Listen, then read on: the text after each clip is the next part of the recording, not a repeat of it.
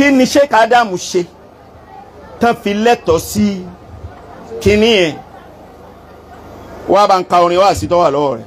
مفتاح جكمالي على تشانا آدمنا تهيه في الجهار آدمنا تهيه في الجهار. àfáà Miftah ló bá mi sọ̀rọ̀ bí oṣù bíi 4 sẹ́yìn mo rò pé ńgbà yẹn ń rò wípé ètò yìí òun fẹ́ gbé e dání húwà bí mo fọ́ra di ì sẹ́sì mọ̀ pé ntọ́ bá dáa téèyàn nìkan bá gbé dání gbogbo èèyàn náà ni wọ́n rọ kiri ká ẹ̀ mo dé àyín tán kí n tó mọ̀ wípé ètò yẹn ti ju ti ẹ̀ nìkan lọ àmọ́ ńgbà tí mo ń kọrin wá sí tí mo fẹ́ lò lánàá ìtọ́ wà ní fíkírà mi ni wípé òun ló lètò yẹn ló jẹ́ ń sọ wípé. مفتاح جكمالي على تشانا آدمنا تهيه في الجهار آدمنا تهيه في الجهار. tó kálẹ̀ kan sí. مفتاح جكمالي على تشانا آدمنا تهيه في الجهار آدمنا تهيه في. wàá sọ wípé yá káwọ́mọ̀ jàkìmáàlì. يا قوم جكمالي لا أنتم خير. لا أنتم خير يا قوم جكمالي لا أنتم خير. يا قوم جكمالي لا أنتم خير آدمنا تهيه في الجهار. oníjàtú yìí mọ̀ آدمنا تهيونه جهارا جهارا ni ó wá jẹ́. آدمنا تهيونه جهارا آدمنا تهيونه جهارا. mo kí yín pé ẹ kú ètò tó dáa gbogbo ẹ̀yin jàmáà lábẹ́ àfáà wa Àtàyè ṣe Jakmal. mo dá àfáà Fàtáì tọ́kọ́ pè mí mo dá kí mo wá kí gbogbo yín tẹ́ padà dìrọ̀ mára yín níbi oríire náà. mo ní tẹ́ ń ṣe yìí ó dáa. mo sì rántí pé nígbà tí mo lọ Abẹ́òkúta táàfà Abdullahi dòdò wí pè mí nígbà tí ń bẹ̀rẹ̀ ọ̀rọ̀ bí mo ti sọ fóun náà ni wípé. Abdullahi Hamidil Mustana Bushiraka hafuluka yuhuyi aliman daraka hafuluka yuhuyi aliman daraka. tí Abdullahi dòdò wínú ni wá wí tí àyín yá káwọ́mọ̀ jàkúmálì. قوم جكمالي لا أنتم خير آدمنا تهيونه جهارا آدمنا تهيونه جهارا. káyẹsẹ̀ kejì. يومك هذا شيخنا الإلوري آدم عبد الله ذا الآثار ومثله لأنبياء الله بذكر. يومك هذا يومك هذا شيء. mo ń fèsì rúhù bàbá wa Sheikh Adam. يومك هذا شيخنا الإلوري. mo ń sọ fún bàbá wa mo ń sọ fún rúhù wọn wípé ọjọ́ wọn tá ń celebrate lénìí. آدم عبد الله ذا الآثار. bàbá tó lọ tó ferí palẹ̀ mo ń sọ fún wọn pọ́jọ́ wọn tá ń celebrate lénìí ọjọ́ tó lẹ́tọ̀ọ́ ká ṣe bẹ́ẹ̀ fún wọn ni. ومثله لأنبياء الله. irú ntọ́lọ́ ń ṣe fún wọn tí wọ́n lọ tí àgbàgbé wọn tá ń rántí wọn ọlọ́run ṣe irú ẹ̀ fáwọn ànábì ọlọ́run ìtọ́ yẹ kí n wí nípa ọlọ́run ntọ́lọ́run ṣe fáwọn ànábì ọlọ́run ọlọ́run ṣe irú ẹ̀ fún Sheikh Adam àmáyé ń bẹ fún rùyún náà nù bàlágà tẹ̀síbíù mọ̀kúlùbù nù ni máa bọ̀. ومثله لأنبياء الله بذكرهم تلزم والأخيار. nolizamu ni o. nolizamu wali akhayari. irú kéèyàn rí ọlọ́ká àfọ́ ọlọ́kẹ́ni mímọ́ ọlọ́kẹ́ni ọlọ́run lọ káyé má gbàgbé ẹ̀ kán máa rántí ẹ̀ ẹ̀yàn ọmọ Darul Ulum ẹ̀ jókòó káyé má gbàgbé ẹ̀ kán máa rántí ẹ̀ ọlọ́run ṣe bẹ́ẹ̀ fáwọn anábì ọlọ́run tó ṣáájú ọ̀kan nú ẹ̀ lànàbì Ibrahim tí mo fọ̀rọ̀ rẹ̀ wọlé ni bìdíkìrì yìí nolizamu. nolizamu wali akhayari. níbẹ̀ lọ́lọ́run ti sọ fún wa pé ó di dandan ká máa rántí àná Ibrahim nítorí mèremère tó ṣe àdúgbò tó bá rẹ̀ àdúgbò tí ò sí ẹ̀sìn ni hárí débi pé bàbá ẹ̀ gan ọ̀rẹ́dì láti gbẹ̀sìn síbẹ̀síbẹ̀ kò tẹ̀lé ti bàbá ó tẹ̀lé tọlọ́run ní tó kún ọlọ́run lójú nù ni tọ́lọ́run fi sọ yìí pé ẹ má gbàgbé ẹ̀ ó ti lọ. Ádámù kámú allamtana nudoran. bí bàbá wa Sheikh Ádámù náà ṣe wáyé Ọlọ́run rán ní ìmọ̀ Ọlọ́run ṣe ní rasulul ilmi bàbá wa fi tí ò yé wa wọ́n fi yé wa wọ́n fi mọ̀ wá ó yé wa dáadáa lójú wọn nígbà wọn lọ tán àgbàgbé ẹ̀ àwa da sọ̀rọ̀ kò fún gbogbo ẹni tí ń jó ní kéwú. Ádámù kámú allamtana nudoran. àwọn ọmọ Ádámù kò síbi tó ti pàdé wọn wọ́n fẹ̀ yẹn kan lẹ́yìn. Ádámù kámú allamtana nudoran. kò sẹ́sẹ̀ tá a ṣe àwọn tí wọ́n ń bá wa wí tí wọ́n ń bá wa jà tí wọ́n ń bú wa ẹ̀ṣẹ̀ tá a ṣẹ̀ wọ́n ni pé wọ́n mọ̀ pé àwọn ò tó wa bàtà wa àwọn ò tó belé lájẹ ara wa. Ádámù kámú allamtana nudoran. ta ló sọ wá di bẹ́ẹ̀. Ádámù kámú allamtana nudoran. ta ló lọ́n fi irú iṣẹ́ bẹ́ẹ̀ ràn. Ádámù kámú allamtana nudoran wa mithluhu la anbiya'ullahi. máa bọ̀. بذكرهم نلزم والأخيار آدم كما علمتنا ندورا وكل من أحسن في التذكار. gbogbo ẹni ó bá ṣe eré láyé tó ṣerú iṣẹ́ tí Sheikh Ádámù ṣe tó bá lọ tán fi tẹ̀síkárì ayé ò ní gbàgbé ẹ̀. جيل مضى قبلك عشت فيه. ètí mo wá fẹ́ sọ tí wọ́n bá ní kí ni mẹ́sẹ̀gì mi kí n tó gúnlẹ̀. جيل مضى قبلك عشت فيه. fílọ́sọ́fà kan sọ wípé ìgbà mẹ́ta ní bẹ madi ń bẹ òun ni past hadiru ń bẹ òun ni present future ń dẹ̀ ń bẹ mustakbal ìkan náà ló lè lò ń bẹ dèdè àsìkò tó ń bá ń lo ayé ní tó ti kú hadiru rẹ náà nù ni kò pọ́síbù àwọn tí wọ́n ti bí nígbà tí wọ́n ti bí wọ kọ́ sọ pé o tún bá wọn ṣàtọ́ra nínú zamani tiwọn kò pọ́síbù wá lè lo hadiru kó tún lo mustakbal ó lè lo torí gbogbo ìgbà tí wọ́n bá ń lò ní bó bá ṣe lè wù kó gùn tó kò tí wọ mustakbal tiẹ̀ hadiru ló ṣe wà so ìgbà kan ló lò mo wá wò tán gbèsè ayé Sheikh Ádámù mo wò ó bí wọ́n ṣe lò ó mo rí pé bàbá wa Sheikh Ádámù ìgbà kan kọ́ ni wọ́n lò Sheikh Ádámù wá lò gbà mẹ́tẹ̀ẹ̀ta ó lo kíni ó lo mẹ́dí past ó di mélòó Sheikh Ádámù lo hadiru ẹ̀ ìgbà tí ń bẹ láyé gangan tí ń jẹ́ present mudoriu ó di mélòó ó di méjì Sheikh Ádámù tó wá lo mustakbalu kalẹ̀ mo fẹ́ ṣàlàyé ẹ̀ tí n bá ti ṣàlàyé ẹ̀ tí mo fẹ́ sọ náà kàmú fìhì mi ní ìsìnhámi káìlì màdárí. jílù mọ́dọ́ kọ́bìlà káyìn ṣìtà fìhì. jílù mọ́dọ̀ kọ́bìlà ka ìṣtàfíì ìgbà tó ṣáájú tiẹ̀ mọ́dì rẹ̀ ìṣtàfíì ọba wọn ṣàtọ́ra ń bẹ̀. kàmú fìhì mi ní ìsìnhámi káìlì màdárí. mìdìrárì nítorí pé contribution rẹ̀ ọ wọlé sára àgbà yẹn tí wọn lè yọ kú ńbẹ nígbà tí contribution rẹ̀ ti ń bẹ lára àwọn tó ṣẹ̀mí filimáàdì ìwọ náà ti ṣàtọ́ra àwọn ńbẹ.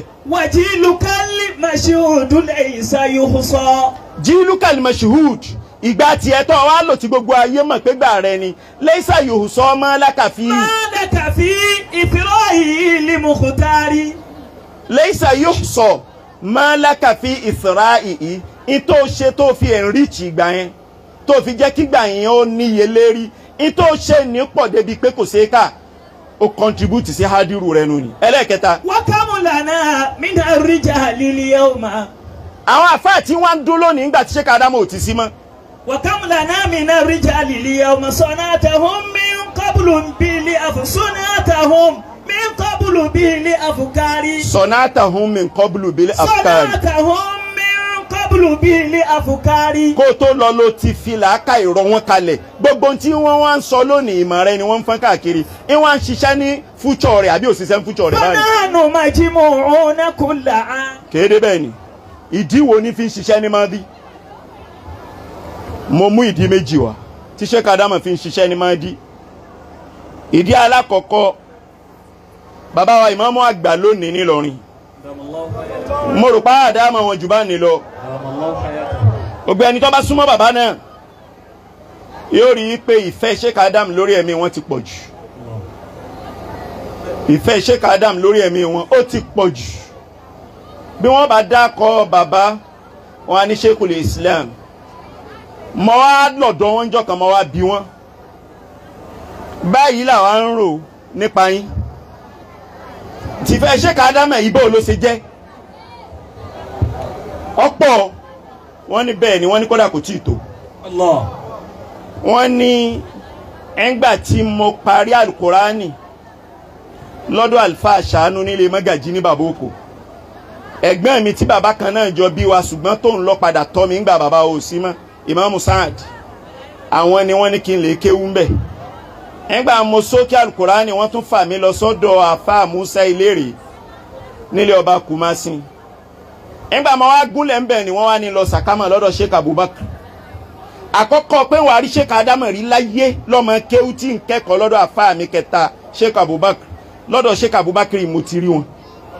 wọ́n mú wádọ̀ bàbá yẹn láàrin ọ̀sẹ̀ mẹ́ta síra wọn tí wọ́n bá ń bọ̀ ẹnìkan ó gbé òkété ẹrù dání èèmọ̀ tó wà ń bẹ̀ tí wọ́n bá ń lọ òkété ẹrù ni wọ́n tún gbé padà èèmọ̀ tó wà ń bẹ̀ ńgbọ́ ya mọ Ọlọ́run wá fi hàn mí wípé n tí wọ́n wá ń ṣe lọ́dọ̀ bàbá yẹn Ọlọ́run fàṣírí nǹkan yẹn hàn mí àwọn tíra àwọn kùdámọ́ táwọn ẹni Ọlọ́run tó kọjá lọ ń lọrin ṣe àwọn ẹni Ọlọ́run níjọ́ tí ò tí ì sí tínáwó tí ì gbalẹ̀ tó báyìí tíra yẹn pọ̀ ní láìbírì àfáà mi Sheikh Abubakar Sakama bàbá wa ni ẹ bá ń kó tíra yẹn jáde iye tí báàgì mi bá lè gbà wọ́n wàá kó lè kó wọ́n lọ ṣàtúnṣe tọ́bà ń bẹ̀ nínú ṣákùlù nínú núkútọ̀ nínú tàbír wọ́n lọ ṣàtúnṣe ẹ̀ wọ́n wàá padà wá lẹ́yìn oṣù mẹ́ta alẹ́ nusakh alasiliya tí wọ́n gbé lọ wàlẹ̀ musahaha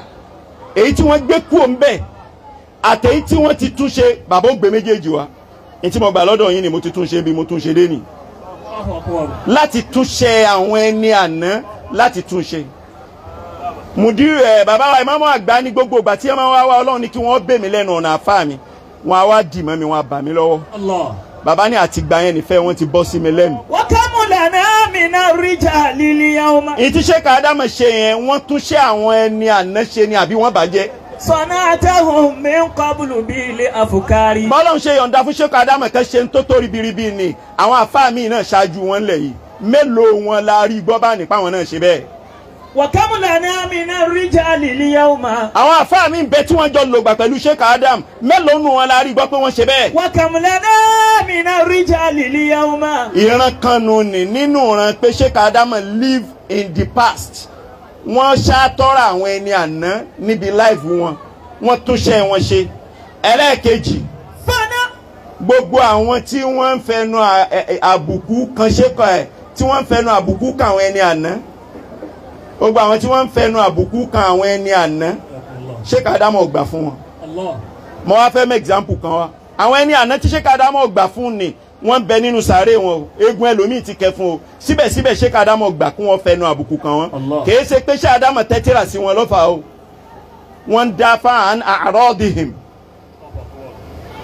mo wá fẹ́ má pèjúwe kan wá nínú lamhatul billah o àpèjúwe tí mo fẹ́ mú wá o náà ni ibi tí Sheikh Adamu ti ń sọ wípé ajibtu min muallifi kitabi miftahi logati al-arabiyya fi afriki al-garbiyya wa huwa rajulun shamiyun ismuhu Sheikh Muhammad Mustafa min bayni as-suriyyin al-lubnaniyyin alladhina farrau min biladihim ila gharbi afrikiya وهو رجل متوسط المعرفة فاتفق مع بعض أهل لاغوس على أن يجمع أولاد الحي لتعليمهم اللغة العربية فبدأ بذلك وألف لهم كتابا مدرسيا يبدو له في نفسه أنه أبدع فيه وأعجب وأحسن وأقرب ثم قال في مقدمة الكتاب إنني لما رحلت إلى أفريقيا الغربية وجدت الناس على الجهل الكثير إذ لم يوجد عندهم كتاب يصلح للإقراء فألفت هذا الكتاب لتعليمهم اللغة العربية التي كانوا بأشد الحاجة إليها بعدما كانوا ملمين بالإسلام. bàbá ní tó sọ yẹn ti pọ̀ jù ó nígbà tó ń wá láti Sham ìlú òun tó ń dé yàyín tó ń dé Áfíríkà tó ń dé Garbo Africa West Africa òun rí pa ìmọ̀ kan gbalẹ̀ mọ́ wá ṣe tíra miftahi mo fi ń kọ́ wọn ní lóga àrọ̀bíyà bàbá ní kúlìtù èmi wá sọ wípé bàbá ní mo wá sọ wípé إنه لو قال لما جاء إلى لاغوس وأدركت الناس على الجهل الكثير لكان مغاليا. الله. tí ó bá dákọ̀ gádùn àfúríkíà tó bá ṣe pé n tó wí ni pé ńgbà mo dé Lagos mo bá ìmọ̀ kan bẹ̀ tó pọ̀ èyí tó wí ni náà ó ti pọ̀ jù لأنه يوجد في ذلك الوقت من جلة العلماء كثير منهم àfà Abubakar Akànní nínú àwọn àfà àgbà tí ń bẹ lẹ́kọ̀ọ́ kó wọn tó dé àwọn àfà báyìí bẹ́ẹ̀ bàbá dákọ̀ àfà Abubakar Akànní nínú wọn ni bàbá dákọ̀ Al-Imam Ibrahim Al-Barnawi nínú wọn ni wọ́n dákọ̀ Sheikh Isa Shitu nínú wọn ni wọ́n dákọ̀ àfà Kọ́símù Èkémọdé nínú wọn ni wọ́n dákọ̀ àfà Abdulsalami tọ́jú Al-Waizi ní Sango nínú wọn ni bàbá ní tó bá ṣe pé ńgbà mo dé Lagos nìkan ló wí pé mo wá bá ìmọ̀ kan bẹ̀ iyún gan ti pọ̀ jù tó bá wá sọ pé ńgbà mo dé Nàìjíríà bàbá ní irọ́ ọlọ́pàá làkàna dálíkà kathiran nítorí wípé yújàdù fi Nàìjíríà fi zálíkà zaman mi'atun min al-ulama alladina la yakillu mustawa'um am mustawa ulama Damashq ulama Turabilis ulama Beirut ulama Hal àwọn ẹ̀mẹ́yìí àfáà bẹ́ Nàìjíríà nígbà tó ló ń wá yẹn tó yẹ pé mustawa àwọn tẹ́ ẹ bá gbé sẹ́gbẹ̀ẹ́ mustawa àwọn ilẹ̀ Lárúbáwá déédéé ní sáwàsáwà ni wọ́n. wa kam lana mina rijali liyawma sanatahum min qablu bil afkari. bàbá wa ní fadlan min jamihi garbi Afirikiya bima fiha Senegal bima fiha Mali bima fiha Ghana bima fiha Nàìjíríà ìtọ́sọ̀ ń pọ̀ párágáàfù tó tẹ̀lé bàbá wa sọ pé ولا يزال العاقل والحالة هذه يقضي العجب من تطاول ذلك الشيء على علمائنا القدامى وتجاهله مزاياهم مع قصر بائه وضعف تأليفه وترتيبه وفصوله bàbá ní ìkíntọ́ kan ní náà ìmọ̀ mélòó ní bẹ lọ́dọ̀ ẹ̀ tí ń fẹnu àbùkù kan àwọn àfáà wa wọ́n ní ṣùgbọ́n tí mo fẹ́ kẹ́ ẹ mú bẹ̀ ni wípé alikitabu shahiduna alayhi yajiduhu man yatlubuhu li ya'rifa kayfa yahlu li ba'di an-nas an yahtakiru gayrahum li ya'tazzu. wa kam lana min ar-rijali liyawma sanatahum ajana sì mo rí ọ ṣẹ́jú mẹ́ta péré ló kù. fananu majmu'un kulla amin.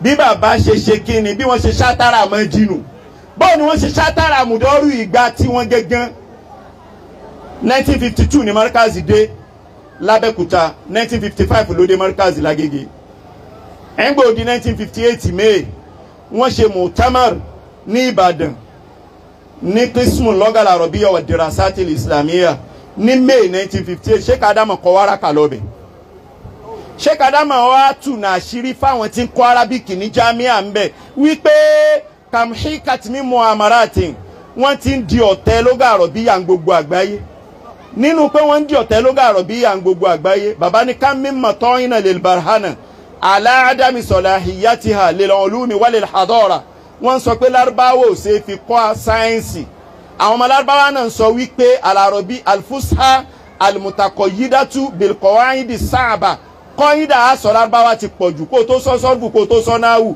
wọ́n ní ẹja máa sọ àmìyà tó ń wà sáhálà nínú ète táwọn ọmọ Lárúbáwá fúnra wọn ń di against Lárúbáwá ni àwọn al-muslimuna mingeri al-arab àwọn náà ń di ète against Lárúbáwá wípé kí wọ́n jà rádà Islam kúrò níbi Lárúbáwá kí Islam ó di ẹ̀sìn gẹ́gẹ́ bí ẹ̀sìn Masihiyya tí ò sí èdè kan pàtó tí wọ́n fi máa ṣe àdáwù rẹ̀ bàbá ní tó bá wá rí bẹ́ẹ̀ yẹn nínú hasodul munasaba tí mudirul markazi kójọ risala yẹn bẹ́ẹ̀nbẹ́ẹ̀ tí wọ́n gbé lọ sí mọ̀tàmọ́rù Jamia Ìbàdàn bàbá wa sọ síbẹ̀ wípé inna amaniyana fi hadal mawkif an yatawathaqa التعاون بين مركز التعليم العربي وفروعه وبين قسم الدراسات اللغة العربية لنكثر من طلاب الثقافة اللغة العربية والإسلامية. bàbá ṣe ń tí ọ̀ràn Lárúbáwá lọ́wọ́ lásìkò tí wọ́n púrúfù pé wọ́n wúlò wọ́n relevant fún kọ́ọ̀kẹ́ ẹ̀rọ Lárúbáwá nígbà ayé wọn nù ni kí wọ́n á nìtumọ̀ pé wọ́n wúlò fún mustekbalu ńgbà táwọn ò sí mọ́ mo sọ pé 1952 ni wọ́n dá markazi lẹ̀ àwọn ọmọ 19 tí sáàtọ̀ aṣára Taliban òun náà ni wọ́n fi bẹ̀rẹ̀ níjọ́ tí wọ́n dá markaz ilẹ̀ wọ́n ń bẹ bẹ́ẹ̀ títí di 1953 ọmọ 19 náà nígbà di 1954 bàbá wa ṣe jàwálánù káàkiri gbogbo ilẹ̀ Yorùbá wọ́n wá rọ́ ọmọ 11 sí tá a bá fi 11 papọ̀ mọ́ 19 ó di mélòó ó jẹ́ 30 nígbà di 1954 gbogbo ọmọ markaz pátá wọ́n jẹ́ 30 àwọn àfáà mélòó ni ń kọ́ wọn jọ náà lọ́hùn àwọn àfáà mẹ́ta Sheikh Adam Nafso bàbá wa Abdurrahman Salahuddin bàbá Leila Al-Bulbul kọlọmbà kẹwọn ó di mélòó ó di méjì àti bàbá wa Daoud Senegali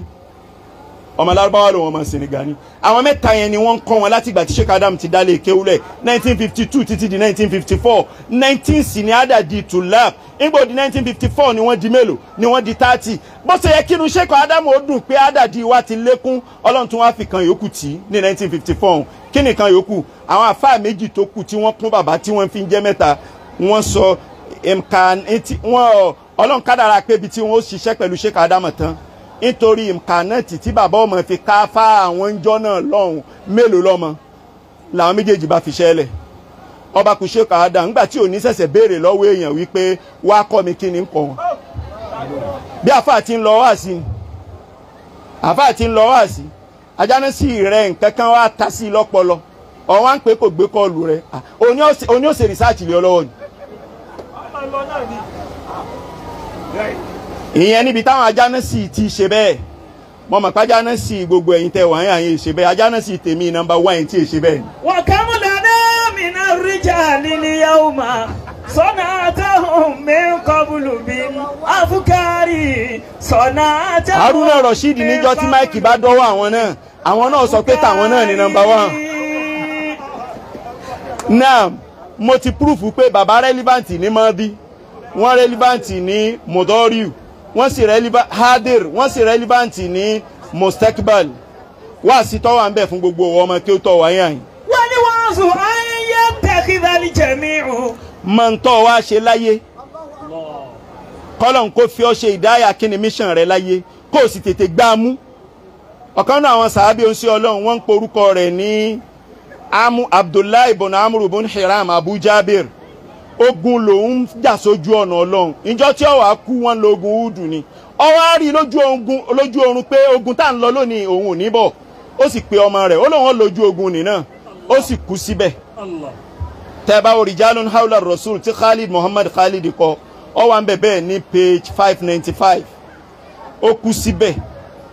ńgbà wá yá ànábì wá pe ọmọ ẹ̀ Jábìr wípé ìtọ́lọ́run èé ṣe fẹ́ nìkan ọlọ́run ṣe fún bàbá yín ma kallama Allahu ahdan alanan ọlọ́run èé bẹ́ anybody sọ̀rọ̀ ní face to face àyàfi kó jẹ́ wípé wàrà hijab àmọ́ ọlọ́run bá bàbá àti yín sọ̀rọ̀ face to face ọlọ́run bí wípé salni ya Abdullahi ya Amru ọ̀hún tí ká bí mi ní tó fẹ́ lẹ́yìn ìgbà tó kú tán ọ̀hún tí ká yín ṣe tó fẹ́ nì fún ọ ìtí ọ̀wá wí ó ní as'aluka an taruddani ila dunya marratan taniyatan li aqtula fi sabilika mo fẹ́ tún lọ tún ogun jà lójú ọ̀nà rẹ lójú ọ̀nà ẹ̀sìn Islam jí mi kí n tún lè lọ jà sójú ọ̀nà ẹ̀sìn Islam ọlọ́run wá dá lóhùn wípé sabakọ̀ minil kaulu annahu ilayha la yarji'un ẹni ó bá ti kú òní padà síbẹ̀ ó sọ fọ́lọ́run wípé dákun bá ń fi hàn àwọn èèyàn wípé ìdẹ̀ra tó ṣe fún mi ní in ló bí àwọn tí wọ́n bá kú ẹ̀yin tẹ́ ń rò pé wọ́n kú sójú ọ̀nà ọlọ́run wọn ò kú àhíyáwù ni wọ́n. Sahabiyun ni mọ̀ tọ́lọ́run rán wáyé wá ṣe ó sì dì mọ́ ló fi jẹ́ pé ń gbò òkúta tọ́lọ́run tún fún l'opportunity pé bí mi ní tó fẹ́ mo tún fẹ́ lọ jagun náà ló tún wí. Sheikh Adam Rasulul Ilmi ni ìtọ́lọ̀ ń gbé wáyé wá ṣe nù ó sì dì mọ́. àwọn ọmọ kéwú àwọn kan wá ń bẹ bá àti ké yìí làwọn náà ké. bá àti ké yìí làwọn náà ké. ó lè yé wọn tó tiwa ó lè má yé wọn tó tiwa. ó lè yé wọn ó sì lè má yé wọn tó tiwa. kódà ó lè yé wọn ju tiwa lọ. kódà ó lè yé wọn ju tiwa lọ. ṣùgbọ́n ńgbà táwọn dáyé tán tí wọ́n ké tán. àmọ́ ńgbà tí wọ́n ké tán. wọ́n fẹ́ máa nu àwọn ọ̀dọ́ tí ń bọ̀ wọ́n fẹ́ máa sọ wọ́n nù ni. wọ́n fẹ́ máa sọ àwọn ọ̀dọ́ nù ni. ìmọ̀ kọ́ lókù tí wọ́n ń gbọ́lá fún owó lókù tí wọ́n ń gbọ́lá fún. màmá wọn gbọ́lá fún màmá owó lókùtà gbọ́lá fún o. tí wọ́n bá ṣe fáàrí tí wọ́n bá dóde. tí wọ́n bá ṣe fáàrí tí wọ́n bá dóde. ìmọ̀ da ìmọ̀ lẹ́wà àwọn ò ní sọ. ìmọ̀ da ìmọ̀ lẹ́wà àwọn àní gbọ́lá fún mà. ẹ wo aago tí mo wọ̀ yí 1 million ni. owó tí mo lò yí 1 million ni. bẹ́ẹ̀ kọ́ ni Sheikh Adamu di. báńkọ́ ni bàbá Sheikh Adamu di o. owó tẹ́ ẹ ní. owó tẹ́ ẹ ní. tọ́jẹ́ pé ń tẹ́ ẹ fi ṣe nìkan lẹ́ lè sọ. tọ́jẹ́ pé ń tẹ́ ẹ fi ṣe nìkan lẹ́ lè sọ. ẹ lè púrúfù bí tẹ́ ẹ ti rí. ẹ lè púrúfù bí tẹ́ ẹ ti rówó yín. kí ni fáàrí yẹn ẹ má jọ jọ yín lójú ẹ̀yin ọmọ kí wọ́n fẹ́ ṣì yín lọ́nà ni. Subhana rabbika.